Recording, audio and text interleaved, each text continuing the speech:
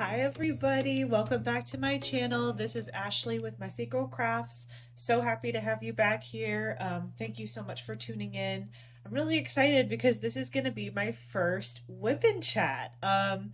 Getting this all set up was a little interesting. Again, my equipment is a little basic, but that's okay. I'm still excited to film this for you, and I'm sure these will get better over time as I continue to work on things. So before we get started, I wanted to kind of introduce you to my setup. And also, again, because I'm so new to this, I am so open to suggestions or comments in the chat. So please, like, don't hesitate if you're like, oh, I think maybe this angle would be better or this angle.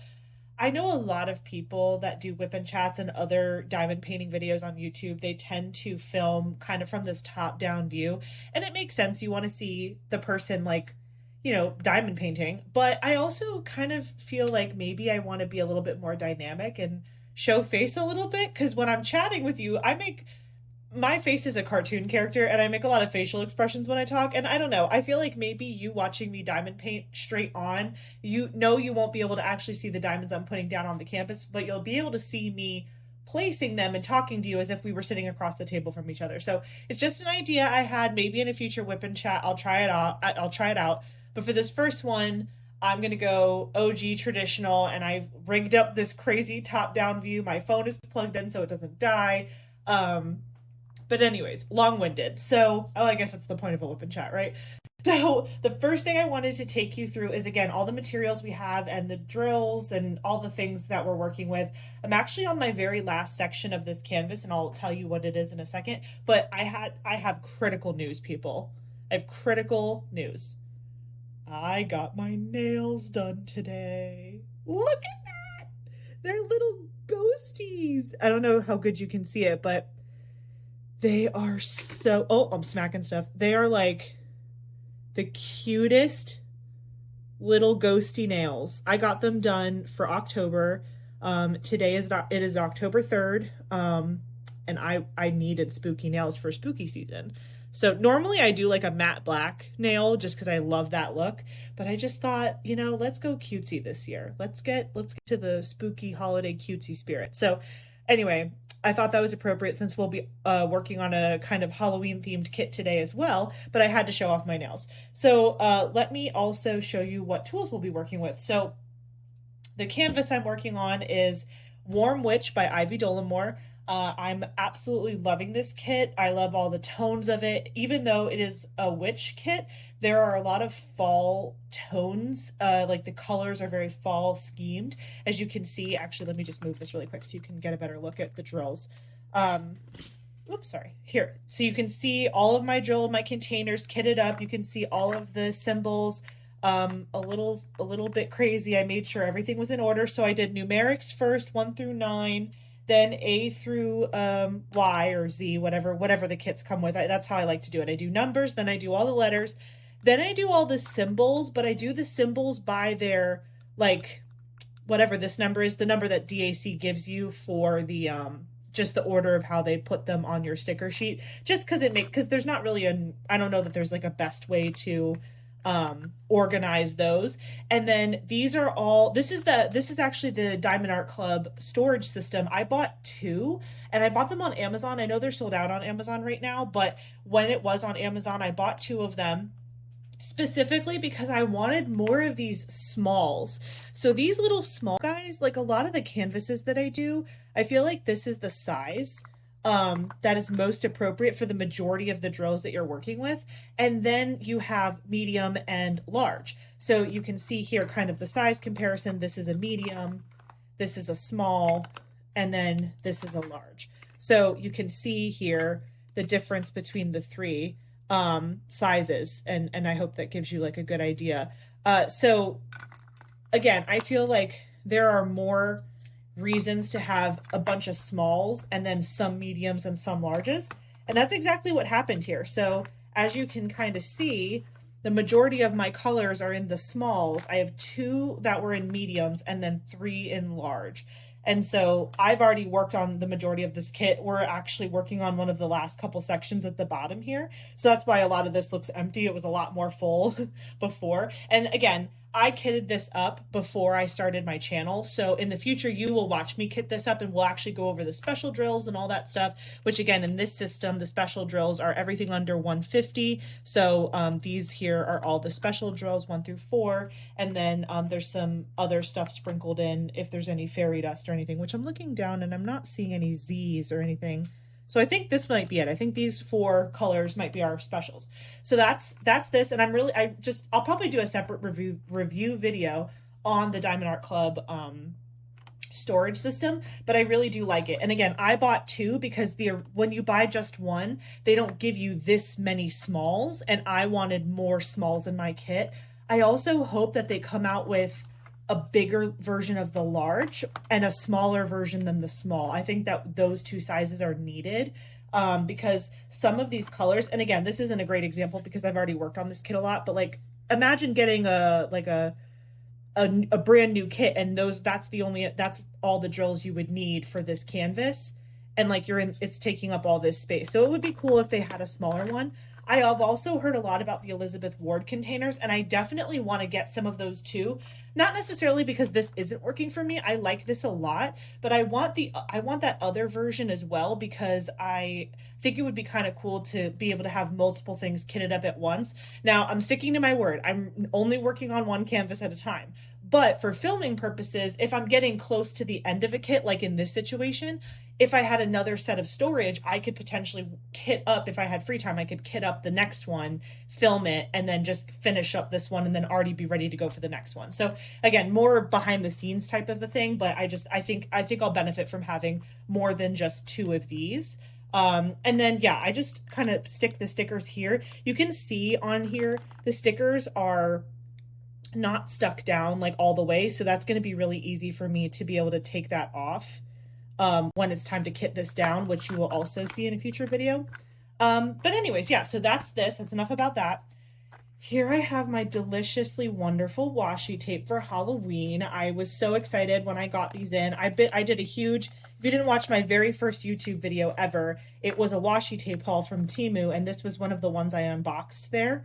One of them is missing because the canvas, this green, really pretty green washi tape that has like, it's got like gold foil on it. This washi tape, I spent it all just doing the two longest sides of this canvas. And then I don't know if you can see it here very well. This is another washi tape. That's actually this one. So you can see this one is super cute and it has like little spider webs and it's got the same gold foil, but it's purple. So I thought it went really good with this green and gold foil. But the reason why I have it out again is because I'm not someone who sections off their canvas. I actually really like the plastic, perforated plastic that DAC gives you now.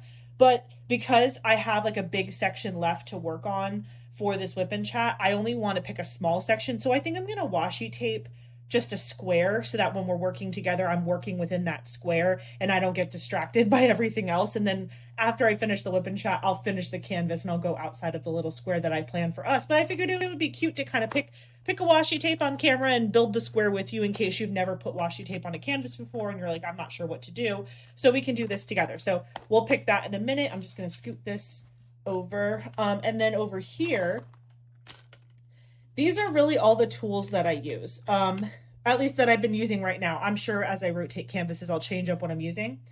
This is a pair of tweezers. These are not Diamond Art Club tweezers. These were just like free, quote unquote, free tweezers that came in one of my Amazon purchases. The reason I like this plasticky pair of tweezers, they're like super plasticky. Like you can like literally like do this with them. The reason I like these is for picking hair off the canvas because I have cats. Right now my cats are not in here. I have the door closed. But normally I let my cats run around underneath me and my cats love to hang out in here while I'm crafting or while I'm on my computer. So, and also I have a lot of hair on my head and I shed like a dog. So I use this to, if I see fuzzies or weird things, I use these specifically to pick hair as I see it off the canvas. And sometimes a runaway drill, but mostly hair. So that's that. This is my heart wax. So this is what I use in my single placer. And honestly, sometimes I do, oh, it's so ugly looking because I've used it so much. But I actually do use this in my multi-placer too sometimes, but you'll see in my kits, my little kit up here, I have different things that I use. I'll just go right into that actually. So this here is an Amazon pen, so that nothing fancy. It has a straightener on one side, and then this is a 9-placer. If you can see that, it's a 9-placer. So it's really cool. It's got this like rainbow iridescent look, and then this actually glows in the dark. Maybe at the end of the Whip and Chat, I'll turn the lights off and we'll see if we can get this to glow for us because of the ring light. This has just pink wax in it. So again, I just like stabbed it in the wax and like smoothed it out with my hand, and that's how it got in there. The pink wax is something that I use pretty religiously. Like I don't have problems with it. So, you know, if it ain't broke, don't fix it type of thing. Then this is like a cheapy free pen. And I stuck all of these squishies. This is not one squishy. These are several squishies that I just shoved on there together.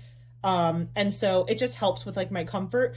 I know that there's a whole world of like fancy custom turned pens, and I do want to get one eventually. But can I tell you my dirty little secret? This is it, y'all. Like, with all of the squishies on it, like, I don't know. I just like it. I just like it. I mean, I use these other ones too, but I really, like, this is my OG. Like, look how bent out of shape. Look how bent out of shape that is. It's, like, all wavy and, like, used. I just love it. And I have a million of these, and if it gets worn out, I can throw it away, no problem. But yeah, it's got a single placer on this side with pink wax in it, and it's got a multi-placer on this side. This is a 7-placer, and it has pink wax in it. Then I have this one. This pen I actually purchased from Diamond Art Club to get free shipping one time, because let's face it, girl math, nobody wants to pay shipping, so you'll just buy more things that are irrelevant to you. No, but this is really pretty. I really love this pen. It's got this like midnight galaxy vibe to it. Super, super pretty. This side has a 6-placer on it, and it has the Diamond Art Club putty in it. So it does have putty in there. And then this side also has putty, and it's a single placer. So I just like to have a variety of tools available to myself when I'm doing my diamond painting. Sometimes I'm feeling my squishy one. Sometimes I need to use my straightener, or I want to be like all bougie and fancy and use my pretty one. So it really just depends. This is probably the most important tool that I have. This is a Lego separator. This tool is used to separate Legos, but it is also extremely handy for getting these open. Let me just show you. So, you know, when these are brand new, they're locked so tight, like Fort Knox, okay? So to pop them open, I just shove this little side under here and bam, my beautiful nails don't get ruined. Everything's fine. I'm not crying. I'm not breaking nails. I don't have calluses, literally. And obviously, the more you open them, the easier they become. But literally, it's so easy. So if you don't have one of these, if you have kids, check their Lego boxes, see if they have these. If not, if you're a Lego enthusiast like me, maybe you have a bajillion of these sitting around. Think about it. Super useful tool. Oh, and then obviously I have a tray. This is like the Diamond Art Club tray that comes in all the new ones now, and it has a sliding lid when it wants to close. There you go. So it comes like this, and it has a stopper built in. You can take this off, and then you can see the lines in there. You can take the stopper out to pour your drills wherever you need to. I will tell you that I'm kind of a gremlin when I diamond paint, and sometimes I just leave this out because I'm too lazy to put it back in, like back and forth, and I'll just diamond paint with the opening, and if drills spill, they spill, and I fix it. And I'm pretty lazy when it comes to this thing. Like this is very handy too, and you'll see like when I start changing colors, if I'm going to change a color and I'm not being a savage, I'll put this back on, and then so like I'll have the container open.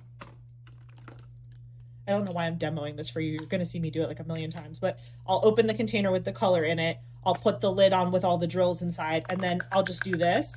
That way, sorry, my camera cut off again, so I just had to restart. But anyway, I was saying you just use this so that way you don't get drills everywhere when you're pouring your drills back into the container. So moving on. I covered this. I covered our equipment. Now let me just scoot this over so I can show you what's going on underneath. Okay, so this is the section that I still have remaining of this kit. As you can see, my light pad is on. I really think I've tested a bunch of things, and I think in the video it's going to help it's going to help for visual for you guys to be able to see things better with the light pad on. Again, I'm just testing things out, just making sure things are in frame. I want it to look good for you guys, but I also want it to be functional. So we're going to try it this way. We'll see how it works. I think the teapot would be something really cute to work on today. So I'm going to section us off into right here. I'll scoot you a little closer once I'm done putting the washi tape on there. Oh, look, I have a drill. That's just spare and hiding. So let me toss that really quick. Okay. So I'm thinking we already used that one. Maybe, I don't know. They're all fun. I don't know which one I want to use. Let's do a thick one. That way I truly can't get distracted by what's next to me.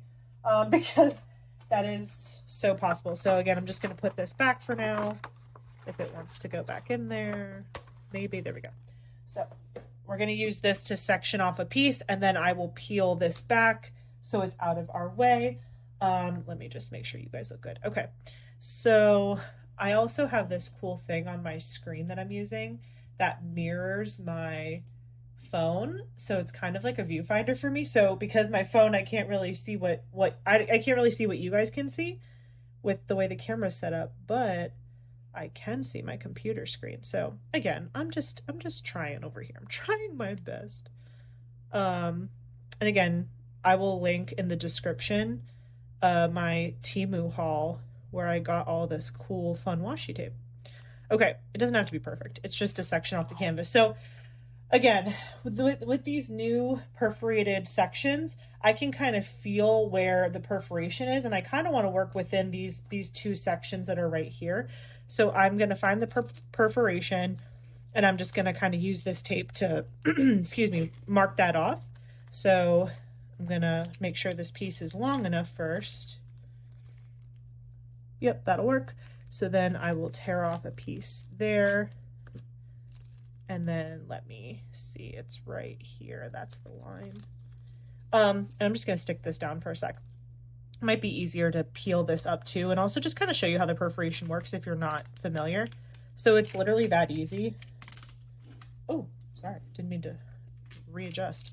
So yeah, you just kind of peel it, and it's perforated, so it shouldn't give you too much problems.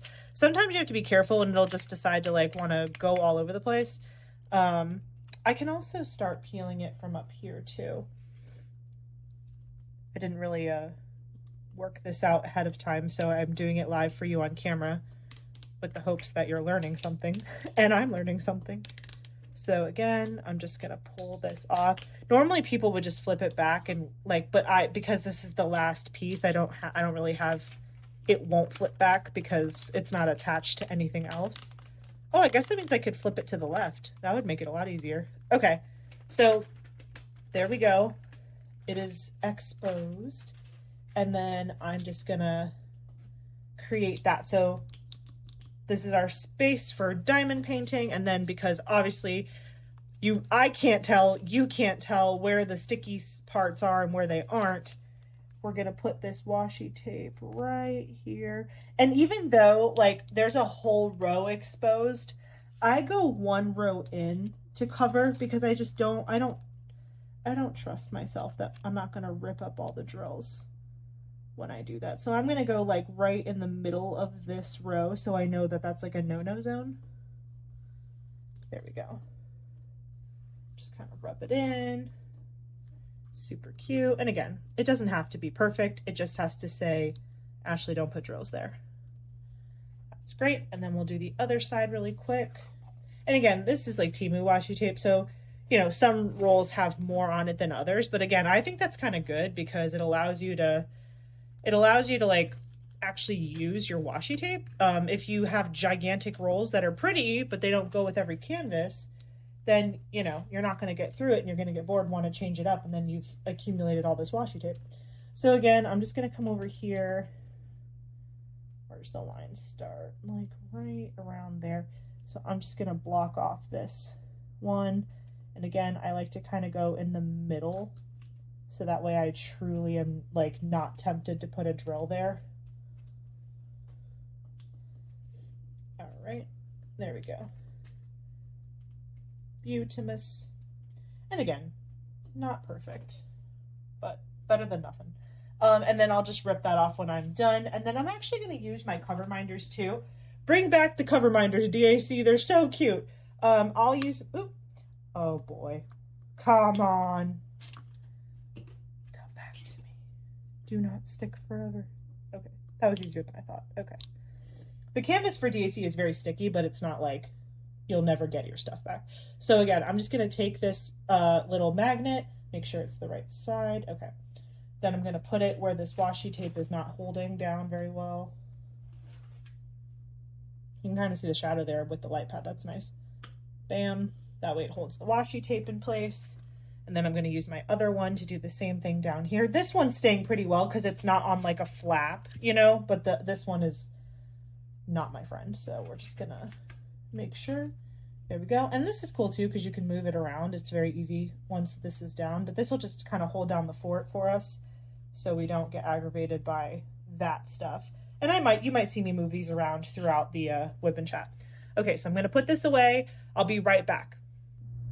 Okay, I have zoomed you in to the best of my ability, and I'm now sitting down in my chair and I am ready to diamond paint. We're going to do our best. Again, it's my first one, so please be kind. Let me see here. I don't know where I want to start.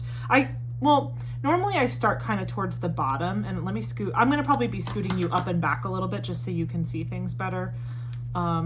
Where can you see the bottom?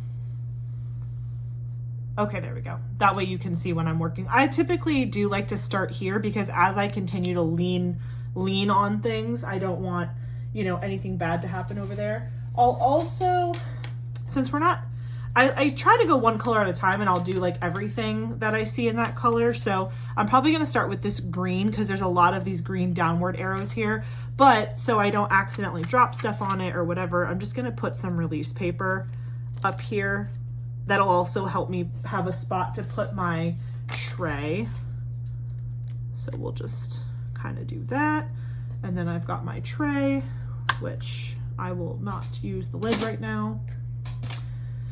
And I have all my tools here on the side. I can actually put them right above my canvas. I have my canvas rolled right now, so I just kind of rolled it inward where the drills are on the inside. And that's just like clipped so that way it doesn't roll off my desk and like get damaged hitting my, well, it's rolled on my table so it doesn't hit my desk. Anyways, so what do you guys want to talk about? Oh my gosh. I feel like in real life, I never shut up. But now it's like I'm filming, so it's like, ooh, you got to use your brain and your hands. Good luck, girl. So I'm just shaking out my drills, getting them all nice in the tray. Again, if you're looking for the perfectionist here, Messy Girl Crafts is probably not the channel for you, but we're going to do the best we can with what we got. Okay, so I guess what I will start with is, I don't know, what's like a fun subject or something. I want you guys to feel like you can get to know me in these WIP and chats. Like, you know, we're buds. We're going to be best buds after this. So why don't we talk about, well, no, I said I'd start down here, so I will start down here. Sorry, I'm going to do that a lot where I start talking to you and then I just start talking to myself because I realize I'm not doing what I want to do. Let's talk about work. Work sounds like a fun thing to talk about. So what do I do for a living? How did I get here? Who am I? So I live in Florida and I work for a university in admissions. So, but I don't work for like a main office of admissions, like what you would think coming in from like high school or whatever. I work for a college of nursing, which I absolutely love. I love my job. It is truly one of the greatest jobs in the whole wide world. And I'm not saying that as a joke. I truly love the people that I work with. I love the fact that I'm helping, you know, bring new nurses into the world. I think, you know, we're battling a nursing shortage all over the country and across the world. And, you know, we need more nurses. And so I'm happy to be a part of that solution by attracting more people to go into nursing school and do amazing things. And yeah, so I really do love my job and I love the work I do. And working in admissions, it's not hard to sell needing more nurses. Like, I don't feel like yucky. I started off kind of as a recruiter. So my original role was kind of a catch-all. I've been at my job for a little over 8 years, so I've definitely advanced in my role. But when I just started 8 years ago, fresh out of grad school, I was kind of a recruiter slash the person who did all the application processing. And then I was also the person who met with students one-on-one. I really did it all. I was kind of a one girl show. And I just learned so much. Like, I know way more things about healthcare and nursing than I ever in my wildest dreams would have thought I would know. People all the time, like when I'm meeting with students or families, and they'll be like, "Are you a nurse?" And I'm like, no, I've just been around them for so long that I just know things I have no business knowing. But yeah, so anyway, a long time ago, you know, when I first got the job out of grad school, I wasn't sure. Like, you know, when you get your first kind of big girl job, you're like, I don't know if this is forever. I'm really enjoying it though. And, you know, we're just going to test the waters and see how it goes. Well, cut to 8 years later, I'm like, I don't want to be anywhere else. I love what I'm doing. I didn't always want to do admissions. In fact, I didn't always want to work in higher education, to be honest. So when I was in high school, this is like a funny story that's a little sad, but it has a really great ending. So I'm going to tell it to you anyway. When I was in high school, my whole like life growing up, I was like, I want to be a vet. That was like my dream in life. I love animals. I've always loved animals. And I was like, I'm going to be a vet. That's what I want to do. And, you know, my parents were super supportive. They saw that passion in me really early on. And I always knew, like, if I really wanted to be a vet, like, I would probably need some experience. I'd want in high school to like volunteer and go work at different shelters and animal hospitals and things. Like, I just wanted exposure so I could get a feel for what type of work I would be doing and what type of veterinary medicine I might want to be into. Cause like, there's so many different kinds. And so when I was a junior in high school, I don't remember if it was like a summer job, or I think it was a summer job. I got a summer job at the VCA, which is like it's like a veterinarian animal hospital clinic sort of thing. It's a chain in South Florida. And so I got that job and I loved it. I got to wear my little vet scrubs every day, and I walked the dogs and I fed the cats and I helped like do all these things, distribute medicine, help with patients and their families, and just like adoptions. Like, it was a little bit of everything. It was actually a really cool job. It was a dirty job too, don't get me wrong. Like, I was literally hosing out kennels covered in like nasty whatever, you know, animal feces and stuff, and like dealing with that. So like it definitely wasn't just like a glorified job. I did the dirty stuff too. And to be honest, the people I worked with kind of wanted me to do that stuff, because you want to kind of know early on if you can handle some of those things, like this, like helping someone say goodbye to a pet, or, you know, dealing with the dirty stuff. And like, so I really did appreciate that experience. Like, I'm definitely not complaining. Like, I think they did a great job helping me figure out what I wanted. And so had that job when I was a junior, and I was like, it made me even more in love with the prospect of doing that for a living. So then I think, I don't remember what video I told you guys in, but I know in one of my first couple of videos, I told you guys about the two black twin cats that we got. They were found under a trailer behind my high school, and we ended up taking them both in because I cried and begged my mom until 3:00 in the morning, and she caved. So, we had to get them spayed.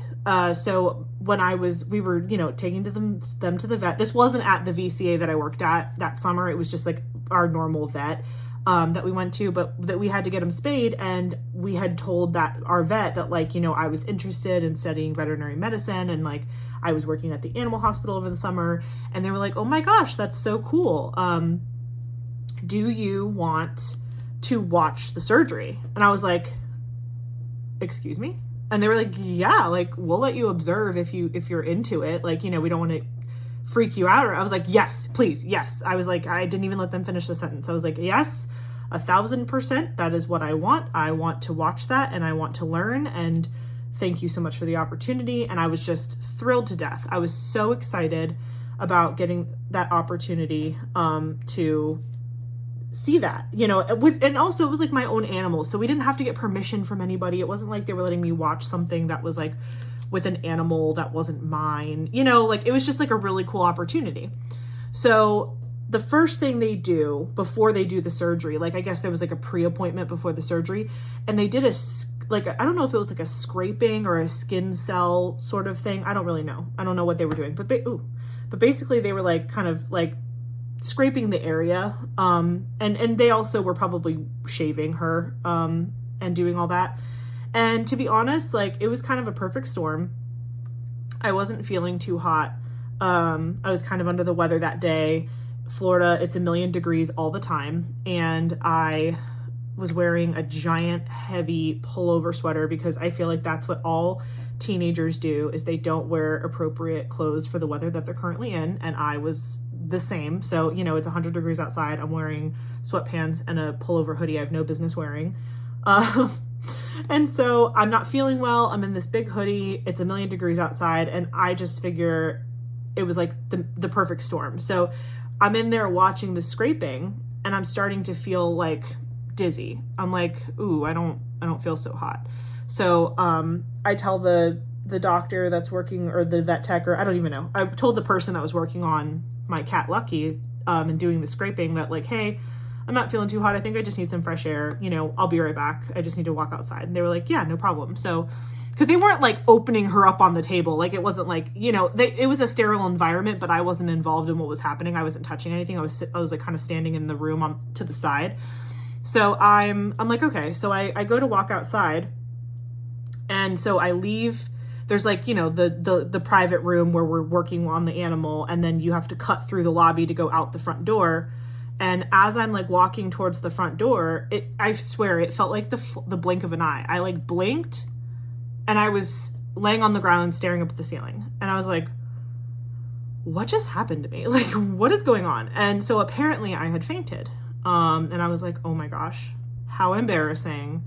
I fainted. My mom was there. She was like, are you okay? Like, she was like, it was honestly, I don't even really remember much of the details, because like when you faint, everything just kind of like gets fuzzy in your brain. And it's just, you start to see like these little black spots on the corners of your vision. It's very, very disorienting. But the next thing I know, like paramedics are there, and I'm in a stretcher, like heading towards an ambulance. And I'm like, what in God's name? Like, why? I was like, guys, I'm fine. Like, you know, of course, typical teenager. I'm like, I don't want to go. And, you know, they're like, too bad. I guess what I was told after the fact is that when I went down, I hit my head on the door. It's funny now. It probably was horrifying for my mother to watch her daughter like faint into a door. Like it was like one of those push doors too, with like that push handle. So I probably went like face first into that thing. I didn't break anything though. Like I didn't break any teeth. I didn't need stitches. I guess I just casually smacked the door on my way down. And so they were like, you're going in the ambulance. And I was like 16 at the time. So they were like, yeah, no, we're not messing around with you. So anyway, I go in the ambulance, you know, we do the whole thing. And then we get there, and they're asking me all these questions, like what happened, what were you doing beforehand? And I explained it. And, you know, the doctors that were working on me, like whatever, they were like, oh, like, do you feel like you fainted because of something you saw? And I was like, no, like I'm not feeling very well. And I think my mom is prone to fainting too, which she loves to tell me things about our medical history as they're happening to me, which that'll be a theme in all of my stories. Is I love my mother, but like she's not good with doctors, or like, you know, doctor's visits, or doing anything you're supposed to do medically. She's not the best at, like, she just doesn't like the doctor. And I have to like drag her to do everything because she's like, I don't want to go. And so like, meanwhile, I'm like sitting in the doctor's office, and they're like asking me all these questions. She's like, oh yeah, I'm prone to fainting. I used to faint all the time when I was your age. And I'm like, well, thanks, Mom. That would have been something super helpful to tell me, I don't know, years ago, you know, whatever. I love my mom, don't get me wrong, but she drives me up a wall sometimes. So, you know, they're like, oh, okay. They just kind of basically brushed it off. They checked me out, made sure that I wasn't like broken. And they sent me on my merry way, and I'm sure my mom had to pay some ugly medical bill for going on an ambulance, and that was probably not fun for her, but I was okay, and that's all that mattered. So So cut to, oh, by the way, side note, I'm just thinking of it because my chair just squeaked a little bit.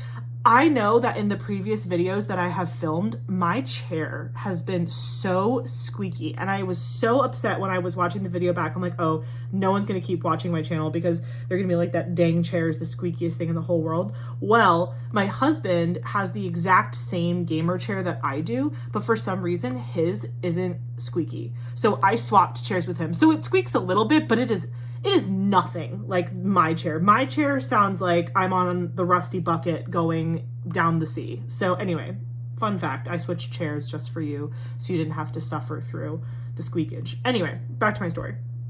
So I'm fine. I go home. My mom's like, stop wearing sweaters in a million degrees. And I'm like, over my dead body, fight the power. And then we moved on. Couple days later, my cat still needs the surgery. She still needs to get spayed or whatever. And so, can you guys still see that? Yeah, you can.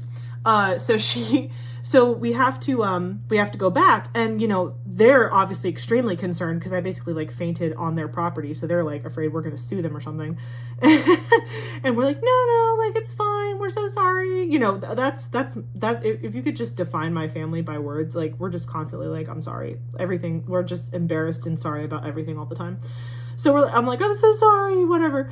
And so they're like, no, it's fine. And then they were like, well, I mean, are you okay? Like, was it disturbing to watch? I was like, no, like I was just like not feeling well. And, I gave them the whole sob story, and they were like, okay, well, if you're still interested in like watching the surgery, we're more than willing to have you there. And I was like, oh my gosh. Like, I was like, did you see what I just did? I just like jacked that up completely. Anyway, I'll fix it. So they were like, no, like if you're still into it, we're still into it. And I was like, thank you so much. Like, I literally thought because I fainted, you were going to be like, we never want to see you again and whatever. And they were like, no, it's fine. It's fine. So, the surgery was scheduled. I was really excited. My mom was excited for me. And of course, as moms do, she was like, honey, like, are you sure? Like, are you sure that like you fainted because you weren't feeling well and it wasn't something you saw? And I was like, Mom, I'm telling you, like, if I didn't like it, like if I was there and I was feeling uncomfortable, like I would have said something. I'm not very shy when it comes to that stuff. Like if I don't like the environment I'm in, or if I'm not having a good time and I feel weird, I'm going to say something. So I was like, no, I really want to do this. And I just was so embarrassed that like I fainted the first time. And she's like, okay, well, sometimes like we want to do things and our body won't let us and da, da, da. And I was like, okay, Mom, like, whatever you say. And then, we were in the car and I was driving there and I was just like, okay, well, I was like, this is what I want to do with the rest of my life. And so I would rather find out now as a young person, a junior in high school, I'd rather find out now that this is not, going to work out for me than finding that out after like thousands of dollars in debt in college or for another reason. I just, I want to know now if this is what I want to do. So I was in the car and I just remember like silently like praying to myself to be like, God, please, if I'm not supposed to do this with my life, like, please don't let me love it more than I love it now. Like, give me a sign, right? Like how everyone just like is like, give me a sign. I was like, God, just give me a sign that like, this is not where I need to be. And I promise I will listen. So I get in there, I'm scrubbed in. This is like real surgery time. We have my cat. She's doing great. She's been shaved. Doctor scrubs in, everything's ready. And he cuts the first incision. And I'm like looking intensely. I'm like, this is so cool. I'm like the kid who was watching open heart surgery as like a 4-year-old on like whatever channel, like 90210, like whatever. Like I was literally like, my mom will tell you, like as a young child, I was watching like crazy things that like kids probably shouldn't be watching, but I was just so fascinated by it. I was just so into it. And so like, again, 16 years old, I'm watching this surgery. I am like pumped up. And I'm sitting on a stool this time. I'm sitting on like a little metal stool. And I just start to feel the spots in my vision again. And I'm like, you've got to be kidding me. I was like, this is not happening right now. So like literally, like I'm sitting in this chair and then I blink and I am on the ground again. And when I tell you, I was so upset, I was in tears. I was in tears. And of course, meanwhile, the vet just opened up my cat on the table. So they're probably like, well, we're literally never letting anyone do this again. This chick has fainted twice on our watch. And so my mom always likes to tell this part of the story. She's like, yep, the woman, the vet came out and she said she wants her mother. So I guess like right when I didn't like faint and stay down. Like I fainted and then I like opened my eyes like immediately and I was like, oh my gosh, I just did it again. And so I like got up to my feet. Of course, they all helped me. They, the vet stayed in there, like probably re-scrubbed. I have no idea. Probably got clean again. And then like they kept doing the surgery. Once they realized like I was fine, I wasn't like whatever, I was with my mom. They were like, sorry that happened. I'm going to go back in there and fix your cat. I was like, great. So I'm sitting like in the lobby with my mom and probably like another person, like a vet tech or something that's just like making sure I'm okay. They gave me a Coke to kind of help with my blood sugar. And I'm in tears. I'm just like, I cannot believe that happened again. And my mom was like, oh my gosh, like what happened? Like, are you still not feeling well from before? And I was like, no, Mom, that's not it. I was like, I don't think my body can handle it. Like, I think seeing these things live in person, because, when you watch something on TV, there's like a sense of removal from it. Like you're not in it as much as you are when you're like truly, standing in front of something happening that's grotesque or crazy or whatever. Like that's why, working with nurses, I give them so much credit for the things that they hear, see, and smell every day, because I've learned on my own that I physically cannot do it to that extent, even though I really wanted to. And so I told my mom, like when we were going home later on, I was like, because I felt fine. Like once I sat down, had a Coke, I was like, I'm fine, let's go home. I literally never want to step foot in this vet center again. I was like, Mom, I kind of did this to myself. And she's like, what do you mean? I was like, I definitely told God to give me a sign if he didn't want me to do this anymore. And then I hit the ground. And she was like, no, you did not. I was like, no, yeah, I definitely did that in the car. I kind of was just like thinking about it. And I was like, I don't want to fall in love with this career path if it's not gonna not do it. So, yep, I fainted, and that was my sign that that wasn't what I was gonna do with my life. At least that's what I told myself. Because again, I was like, I'm not gonna sit here and say that I'm not gonna do something, or like say like, oh, if you show me that this isn't right for me, I'm not gonna, I didn't want to do it. I didn't want to test fate. You know what I'm saying? Like I specifically asked for a sign. I got one. And that was, I was like, okay, I'm good. I'm done. I'm done trying to whatever. I just didn't want to cause any problems for myself. So anyway, sorry, I'm all stuffy now. So go into my senior year of high school, and I'm just like, I don't know. Like, I don't know. Now I'm lost. Now, what am I going to do with my life? I thought I had it all figured out, and everybody else around me was panicking, but I was cool as a cucumber. But now I'm panicking because I don't know what to do, and I have to start applying for colleges. And so, I just started thinking about, what do I enjoy? Like, what, if I'm going to work for the rest of my life, I want to enjoy what I'm doing. So what does that look like for me? And I thought, well, I wanted to help animals because that made me feel good. And I'm a helper, like I'm an only child. And I have that like helper attitude of an only child. Like, I don't know. I feel like only children and like oldest children will probably get that. Like, you're just always a helper. And so with that being said, like, I was like, well, I just, I want to be in a helping profession in some way.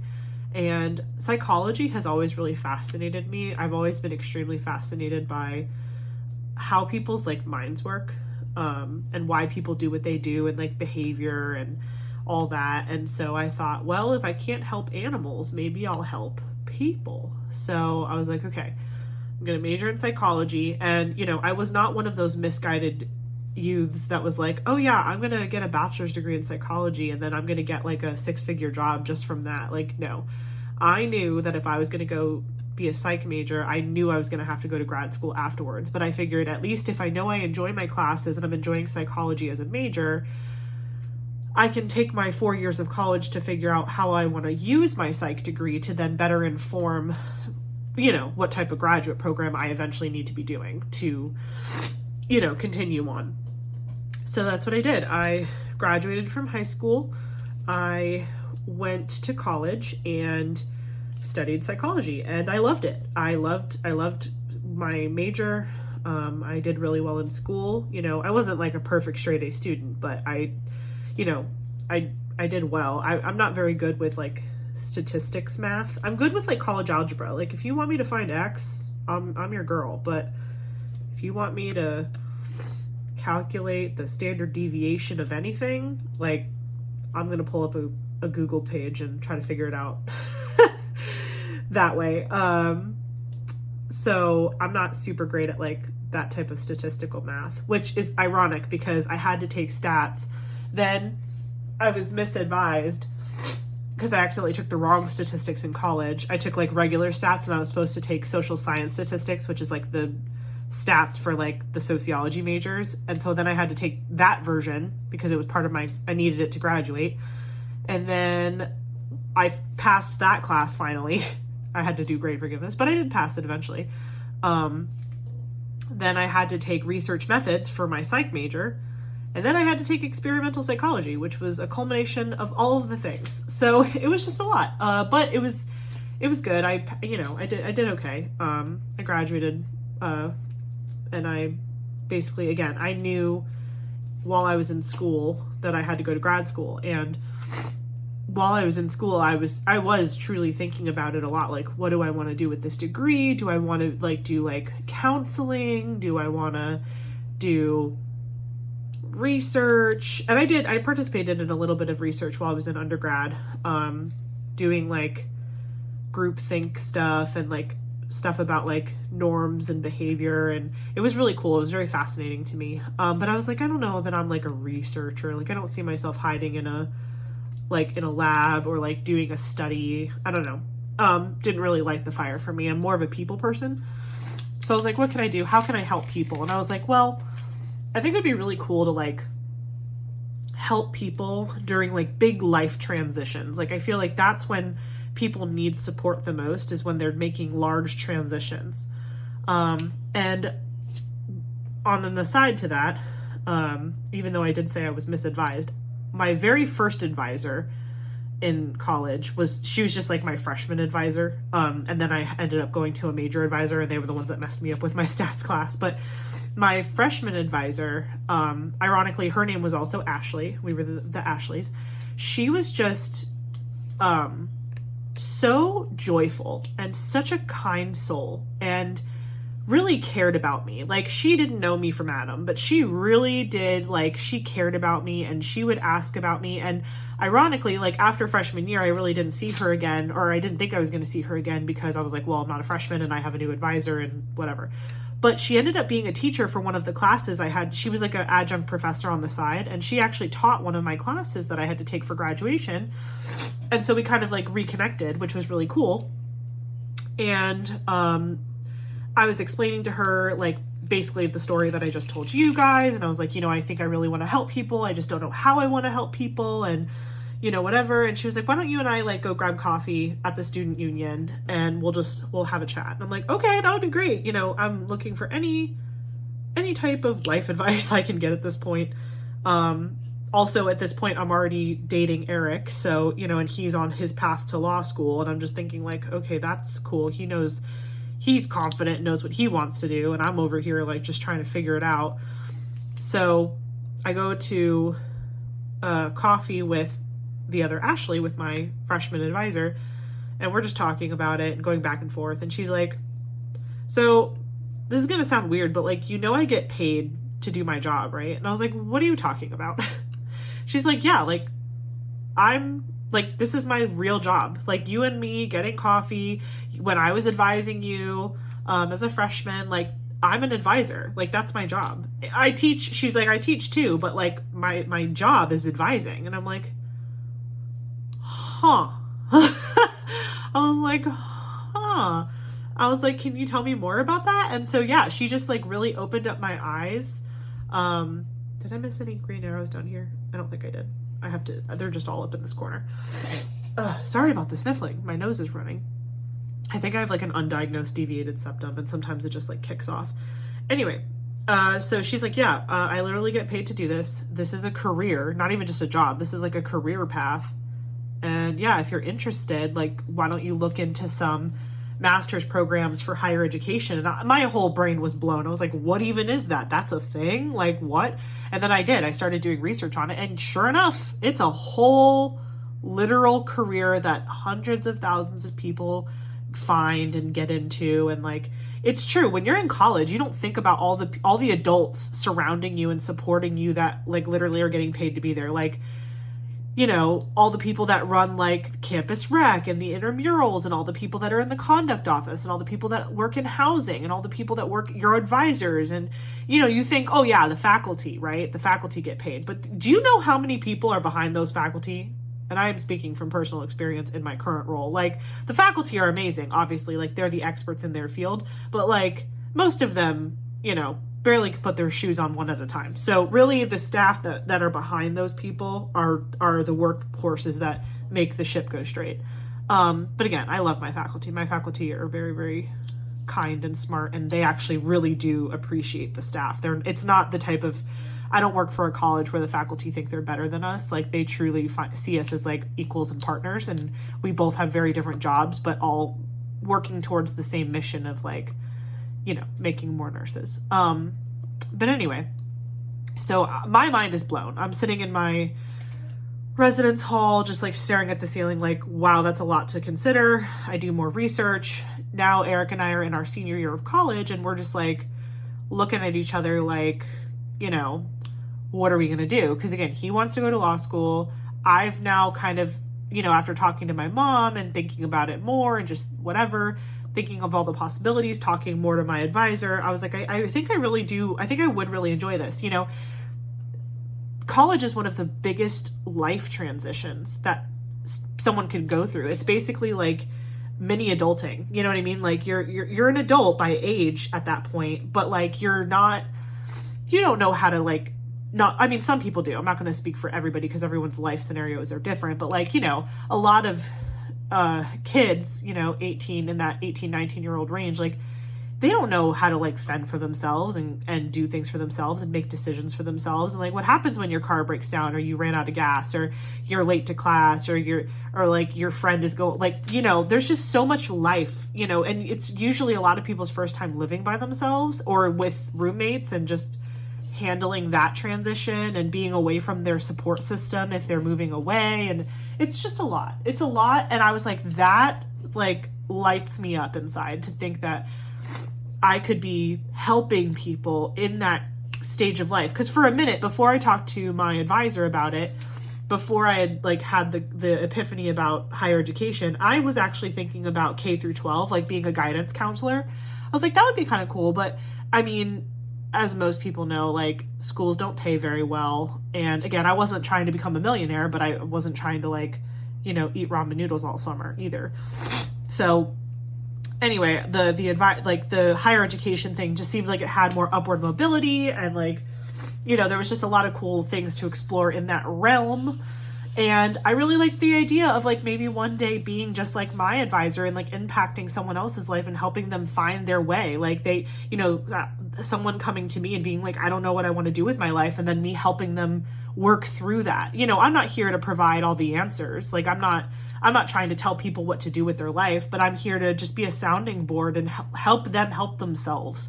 And that honestly is the best thing ever. Like, when you're able to just be there for somebody and let them kind of talk it out and work it out for themselves, and then, you know, they're so thankful to you for it, but like, you're like, you did all the work. Like, I was just here to kind of just like keep pointing you back in the direction where you were always going. You know, sometimes people get sidetracked and, you know, they lose their way, but like, if you just keep pointing them in the right direction, eventually they'll figure things out for themselves. And so yeah, I was like gung-ho about it. But yeah, originally I was kind of like flirting with the idea of doing like guidance counseling in high school, but then I learned about this higher ed thing, and I was like, oh, that's for me.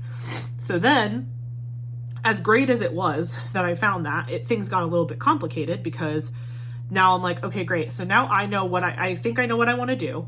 And I told Eric, and he was super happy for me. He's so supportive. And like, I'm sure you guys will get to meet him one day on camera, but he's just my whole world. And he's just been with me through every hard thing.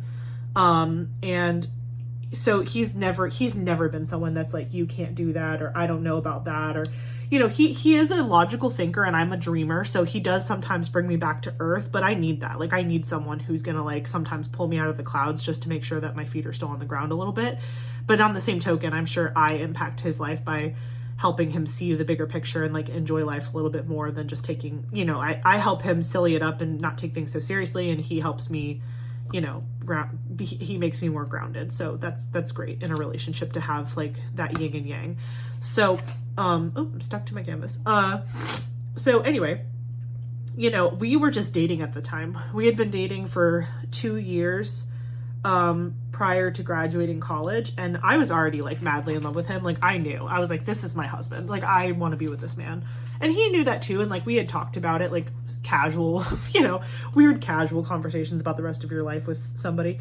Cause again, like, I was like, I was pretty straight up with him. And again, I'm not very shy when it comes to like hard conversations. I was like, you know, we're both wanting to go to grad school, and I know what I want and you know what you want. And so I feel like at this point we're either doing that together or we're not. Like, because I don't want to pick a graduate program with somebody who isn't serious about me. Like, I don't want to end up somewhere in the world because, you know, I worked with that person to make a decision that benefited both of us.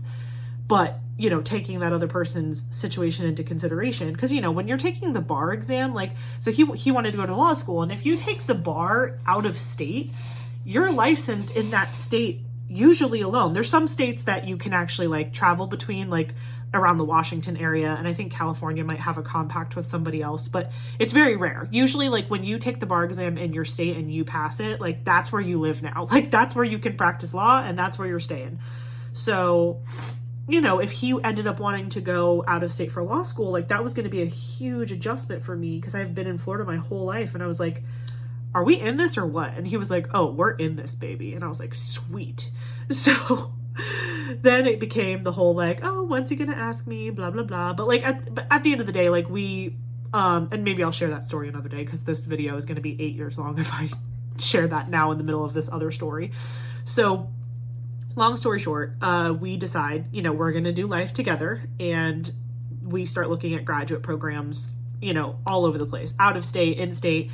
And after doing some research on my programs for higher ed, like, I realized pretty much anywhere where there's a university, there's probably a higher ed program.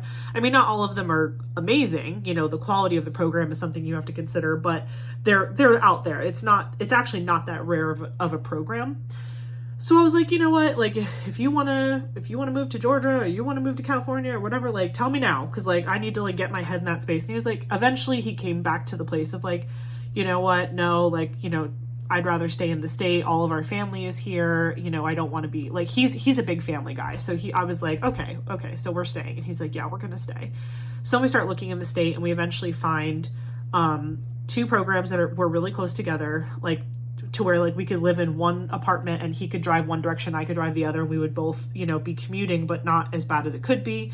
And so we graduate, and we go to grad school. And so while I was in grad school, part of my program was actually a really cool program. I didn't pay tuition. There was a tuition waiver, but I had to have a graduate assistantship and work for the university while I was in school. But I was working in the field that I kind of wanted to go into. So it was like a real win-win for me, especially because I graduated with a lot of debt from my undergraduate program, because I don't think my parents thought they were going to have a child, let alone a child that had like aspirations and to go to college. So I really paid my own way through college through like getting student loans. But like that, I knew that was some like, not a risk, but like that, I knew that I was going to accrue that debt, but it was going to be positive debt because it was going to directly like impact my future and make me have more opportunities in life. So, and I'm pretty close to paying them off. So I'm really excited about that too. That'll be a whole party when that happens. Give me like 2 more years. But anyway, so we're in grad school and I'm working a graduate assistantship position as basically an academic advisor. I was a major reselection advisor, which basically means if a student was told that like they couldn't stay in their major anymore because they either like weren't doing well in their science classes, or they were like in their major but they didn't like it and they just wanted to change their major but they didn't know what they wanted to change it to, they would come see me. And my supervisor at the time was the only person at the entire university that did that. And so the fact that she had a graduate assistant that she kind of taught, aka me, she trained me how to do it and how to talk to students, and she was an incredible supervisor. I'm so glad that she was like my first real supervisor, because like the other people that I dealt with after her were not so warm and fuzzy. Well, my current supervisor is great, but like the person that was in charge of all of us in that particular office, and I don't want to say names or anything because that's like, I don't want to start drama, but like, whew, I have some like deep emotional scarring from that individual. But my direct supervisor was incredible, and she really taught me a lot about working with students and how to communicate with students. And again, a lot of that counseling background, and she herself had that background too. So I just soaked her up like a sponge and learned so much about everything that I wanted to do. And I was in classes and learning a lot there too. But I was like pretty dead set. Again, I was like, I want to be an academic advisor. This is why I came here. This is what I want, blah, blah, blah. And then come time for graduation, my graduate program was, it was 2 years long. So I started in the fall, there was a summer in between, and then you graduate the following spring. So 2 years long. When I was approaching, like, I was like in the fall before graduation. So like I was in the fall, that following spring I would have graduated. That's when you kind of start the job search and you start like interviewing and trying to figure out like what kind of positions you wanted to interview for. Again, other people in my program like were interviewing with like other offices like campus rec, athletics, advising, housing, whatever. And I was like dead set the entire program, like academic advising, that's what I want. And honestly, what I really wanted was just to keep, like, I just wanted the office that I had my assistantship with to hire me because I loved my boss that much. And I was like, I would love for my first professional job to be like working for you and just continuing to learn and whatever. So the opportunity did come for me to apply for a job within my office, but through a long, painful story, it did not work out. Again, part of the emotional scarring, but it ended up being the best thing that could have ever happened to me. Because when I didn't get that job, I was obviously devastated because I was like, I love this job. I love my boss. Like, I'm back in this place of like, I thought I had it all figured out and now I don't, you know. I thought I wanted to be a vet and then the floor fell out from under me. I thought I wanted to be an academic advisor and I don't get the job that I want. So it's just like, I keep finding myself in these positions of like, I think I know everything. And then the world shows me, no, you don't. Which again, that's like, I feel like that's like a common experience. That's a common lived experience of people like thinking they have all the answers and then quickly being humbled by the fact that we don't always have all the answers. But again, that's life and that's how you learn. So I'm sad. I don't get this job.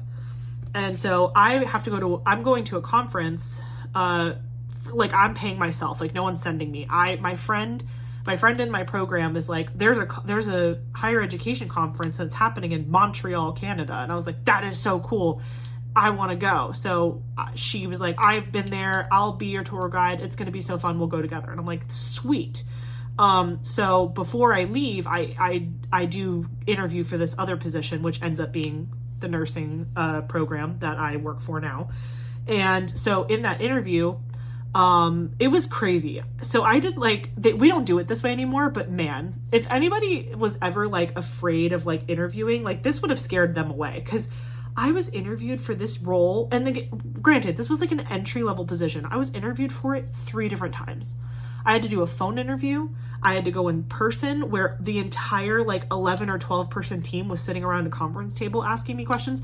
And then the final round of interviewing was with like the vice president of like shared student services and my future like director or boss or whatever. So like, again, I have the personality for it. I feel like I rocked it. I mean, I got the job, so clearly I did something right. But I was like, man, this is like, you'd think that they were hiring Secret Service or something, the amount of times they interviewed me. But anyway, so my first interview happened before I left on this trip to Montreal. Then I go to Montreal, and while I'm there, they're like, hey, like, we want to do your final interview with like the AVP and myself, who was the boss. And I was like, okay, like, this is where I'm at right now, but you know, I'd be happy to schedule it for when I come back and whatever. So they're like, okay, that sounds great. So I get home from that trip and I interview with the two like heads basically, and it goes really well. I totally bribed them. I brought them back maple leaf lollipops. Like, I don't know if you guys have ever had those before, but in Canada, and they sell them in the US too as like a novelty, but it's basically maple syrup as a lollipop, and you can it's like a sucker, and they're freaking delicious. So I definitely left them with some maple candies as a bribe to hire me, and they did. But I think they hired me for other reasons, but I think the maple candy definitely helped. So yeah, that's when I got the job at the College of Nursing. And again, getting there in the beginning, I was like, okay, I wanted to be an academic advisor, but now I'm a recruiter, and it's like a completely different job, and I don't know how long I'm going to be here, and maybe, maybe I'll stay for a couple years and just get some experience, and then maybe I'll move on to a different college within my school, or maybe I'll go to a different university. Like, I don't know. I was like, how old was I? I was like 25. I was just a little baby. So I was like, I don't want to tie myself down to anything other than my future husband, and that's it.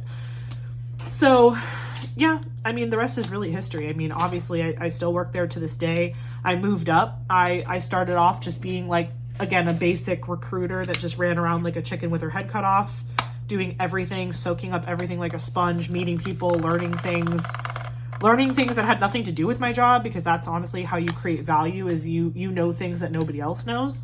Life tip there. Even if it has nothing to do with what you're supposed to be doing, if you just know things, you become valuable to people. And they tend to go to you for answers, and that makes you valuable. There's other things that makes you valuable, but that's just something I learned very early on. Just like, don't not go to something because you don't think it applies to you, because sometimes you'll learn stuff that you can make apply to your situation. What color should I do next? Well, let me pause the video really quick just to make sure the camera doesn't freak out again, and then I'll be right back. Okay, the camera's still going strong. Everything's still in frame. We're not crashing and burning, so I'm gonna take that as a win. That was a big color. Maybe, ooh, let's do this 3-dot section, because that's a big color block thing, and my brain can just turn off while I talk to you. So again, Lego tool, best thing ever. Open. No hurt feelings, no broken nails. So where was I? Ooh, hold on. Drill on the field. Illegal drill on the field. Penalty, first down. Anyone else watching football? I'm a big football girl. I like NFL football. I like college too, but I never went to colleges that had good football teams, so I'm not like, yeah, football, college football. I'm more into the NFL. But anyway, back to my work life stories. I'm so sorry if like this is so boring to you. I don't know. It's just something I figured I could talk about easily while I diamond painted and not really think about it. Yeah, so where was I? Oh, see, this is what happens when you walk away and then come back. You can't remember what you were saying. Oh no, I think I was just talking about my job and, starting out, that's what I was saying. I started at the bottom and now I'm here. No, I'm just kidding. I still have ways to go, but I started, just as a recruiter and, going out there, meeting prospective students and their families, talking about nursing, getting people excited to apply for the programs. I actually processed all the applications myself for all of the undergraduate programs. Now I oversee grad and undergrad, which is like a lot of work, but I love it. And then finally, like after, I think I got my first promotion to assistant director, like in 2021, through a wild series of events with lots of directors and leadership coming and going. Finally, they were like, wow, she's still here working her butt off, maybe we should give her a shot. And that's honestly like another life tip from, you know, me, is that like, first of all, I think that if you're, I don't know who could be watching this. You could be, you know, older than me, you could be younger than me, you could be my age. But if you're in college, or if you're college age, or maybe you're going to go to college one day, or maybe you want to go back to college and you skipped it, but now you might go back. Getting experience is everything. And again, everything is a learning opportunity. So, you know, don't just take classes and just like do the bare minimum, you know, use the experiences that whatever you're doing in your life right now, do it to the fullest and get as much out of it as possible so that it can benefit you later on in life. Because you never know when you're going to need that information or need to know that person, or, you know what I mean? Like the connections and the people you meet and the things that you learn and the things you overhear, like it all matters. And so, you know, I'm the type of person where I'm kind of in between like old school thinking and new school thinking. Like back in the day, I feel like people could like start as a janitor and work their way up to be a CEO. Like I feel like that was the mentality of like my parents' generation.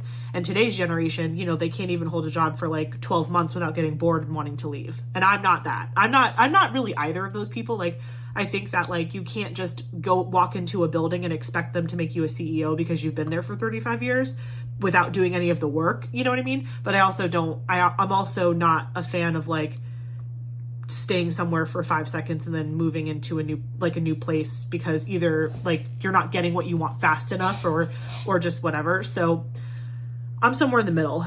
I was like, let me take the time to sort out what I want. But then once I find out what I want, I'm sinking my teeth in. I'm squatting. I'm in it for the long haul.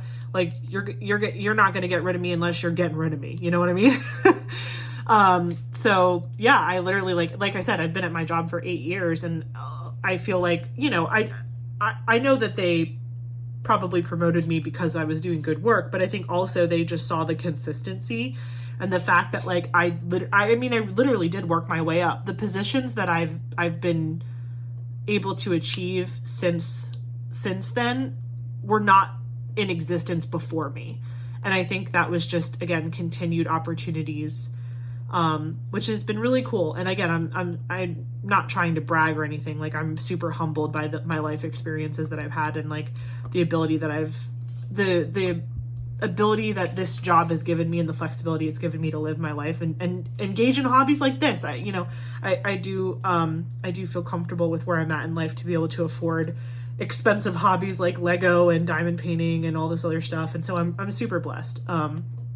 But it takes hard work and it takes persistence, and sometimes it's not your turn and you have to decide if you're willing to wait for it to be your turn or if you just want to leave. And I'm the type of person where I'm like, eventually it's got to be me. If you just keep being a rock star and make yourself unignorable, I think I just made that word up, but like, you know what I'm saying? Like if you make yourself so like effective and good and just like helpful and coming up with ideas and like building relationships with people that normally people in your position, like for example, like when I was still just a entry level position, like I would like say hi to the dean. I would walk up to the dean. Like I wasn't scared. And again, I know like personality wise, like not everybody feels comfortable putting themselves out there like that, but like sometimes you gotta take a leap of faith and you gotta step outside of your comfort zone to make things happen for yourself, because at the end of the day, like you gotta look out for number one. And again, there's other people in your life that might love you and care about you, but like no one's gonna make you successful but you. Or if you want it to last. I don't know why this turned into like a TED talk, but here we are. So anyway, that's work. That is my work story. So yeah, here I am working for a college of nursing. I have a really awesome team underneath me now. It's not just me by myself. Like literally before, I was doing all of the things. Like I was recruiting out in the field. I was meeting with students on campus to talk about the program and any questions they had. I was also literally processing the applications, dealing with transcripts, helping students that had questions with their applications. Like I was literally doing it all by myself. And then once they made me an assistant director back in like 2021, 21, I think it was, then they finally were like, okay, I guess you can hire some people to help you. And I was like, thank God. Like, this has been, I'm exhausted. Like, talk about like not having time for yourself. Like, I could have, if diamond painting, like if I would have found diamond painting back then, I wouldn't have been able to do it, which is kind of funny to me. Cause like, I feel like most people, at least the ones that I watch on YouTube, they found like everybody's been into diamond painting and got like on YouTube to share diamond painting since COVID. Like, COVID was really when this craft took off, because it was like an indoor activity that you could do alone, but also there was like an online community for it, which is awesome. But I did not find this craft in 2020. Again, that might be a story for another whip and chat, but I was doing other crafts in 2020, which is actually 2020 is when Messy Girl Crafts was born. But again, that's another story for another day. Yeah, so everybody kind of found this craft back then, and I'm finding it now, but I'm glad I found it now because I have the means to participate and I have the time. And yeah, I'm just, you know, Eric and I, we, you know, have our house. We don't have any kids yet. We're hoping, you know, that changes in the future, but right now it's just him and I. So we're just kind of enjoying doing us and having our hobbies and relaxing. And, you know, we spent a lot of our younger years, again, we're still young, I'm not pretending like we're not young, but we spent a lot of our youth like busting our butts, and so now we're just, you know, trying to enjoy the life that we've made for ourselves and continuing to work hard to make it even better for the future. But yeah, that's where we're at. So let me pause to see how long I've been filming, because I don't want to be, I don't, you know, I want these whip and chats to try to stick to like an hour or so. And I can, you know, right now my plan is to like post one YouTube video a week, but if I have more to post, I will. And and again, if you guys have any, first of all, if you have any thoughts or opinions on anything I've shared in this whip and chat, please share below. Like, any life experiences you want to share, or any questions you have about anything I've said, or opinions, like I want to hear it. I want to build a community here, so I want to hear from you. Like, please don't just sit silent with your thoughts. I want to hear from you. But I also want to hear some feedback. You know, do you like weekly whip and chats, or is this like, you know, sorry Ashley, your TED Talks need to be only once a month because that's all I can handle. You know what I'm saying? Like, and I promise not all of them. I had a whole list. This is what's so funny to me. I was getting ready to film this video and I was like, oh my gosh, I'm so nervous. Like, what am I going to talk about for an hour? I literally wrote down a bunch of subjects that I could have talked about for an hour, and I talked about one of them, which was work. So that was the theme of this whip and chat, was, I guess, getting to know my work history. Maybe in a future one I'll focus on something else. But yeah, I was going to talk about like diamond painting, and I was going to talk about my family, and I was going to talk about, but there's not enough hours in the day, people. And look, also, I thought I was going to get a lot farther. I'm not even done with the second color, which is wild. It's probably because I picked such a big section and I didn't even do the teapot. So I'm so sorry. I will manage my time better in future whip and chats, and maybe I'll make a smaller section in the middle. But anyway, yeah, I'm going to pause this and see how long we've been going. And then I'll come back and either do a sign off, or I will keep going for a little bit longer. So just give me a second and I'll be right back. All right, gang, what's up? Okay, I am back. I'm sure this is like a jump scare for you because there's a lot more done than when you last saw me. I went back and looked at my my little clips in my footage, and I was like, yeah, this is already over an hour. So again, I don't want these to be too incredibly long, because I want you to want to watch the next one. So I am going to sign off for this one, but I really, honestly, I really appreciate you guys just listening and being here.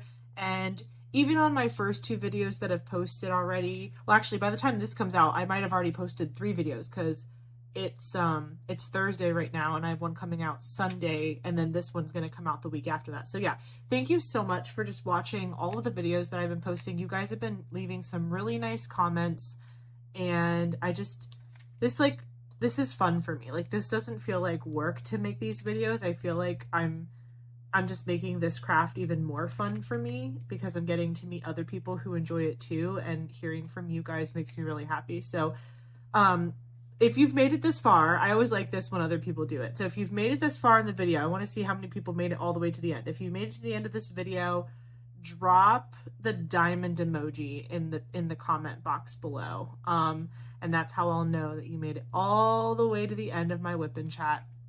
And it'll also help me realize if these are worthwhile or not. If there's like no diamonds. No, I'm just kidding. But yeah, leave a diamond in the chat if you made it this far. And please don't forget to like this video and share it with anyone that you might also be a diamond painter. Share it with your friends, your family, if they're into diamond painting too and they think that this content would be fun for them to listen to. Yeah, and subscribe. Obviously subscribe if you like this content and you want to keep seeing videos from me. I've really enjoyed making them so far. Again, I'm still trying to figure out the technology side of it, but I think even this is a little bit better. You know, I think that I figured out the whole how to get my camera to focus thing. That's new. This is new. So I think, you know, I'm just going to keep doing my research and keep watching other YouTubers and just try to get better. But I'm having a lot of fun doing this. I truly am having a blast, and you guys are what makes it worth it. And every time I see another person subscribe, I literally do a happy dance no matter where I am. So again, please subscribe. Also, if you are new to diamond painting and you've never bought a kit before, I recently became a Diamond Art Club affiliate, which I am so excited about. Really all it means is that I have a link now, which is going to be in the description of this video. So if you've never purchased a kit from Diamond Art Club before, you can use my link in the chat, or sorry, I keep saying in the chat because I'm so used to like being a gamer person. In the description box, if you look there, there's a link to Diamond Art Club. That's my affiliate link. So if you do purchase through that link, I will make a small commission. But again, anything I make, honestly, from this channel or from any affiliate links that I have now or in the future, it's just going to go back to diamond painting. It's not the cheapest hobby if you want to do it right, in my opinion. And so, yeah, you're really just funding the addiction. But I appreciate it nonetheless. And again, if you can't afford diamond paintings right now, or if you can't you know, contribute monetarily, just hit that subscribe button. That's enough. That is enough for me. Leave a comment, hit subscribe, hit like, turn on bell notifications so you're notified when I upload my next video. And yeah, I think I'm gonna stop it for here for now, but I really look forward to chatting with you in the next one. And thanks again for joining me here on Messy Girl Crafts. Bye guys. I almost forgot to do this, but I promised you that I was going to show you the pen glowing in the dark, and here it is. Yeah, Amazon, super cool, but it glows really good. All right, bye for real.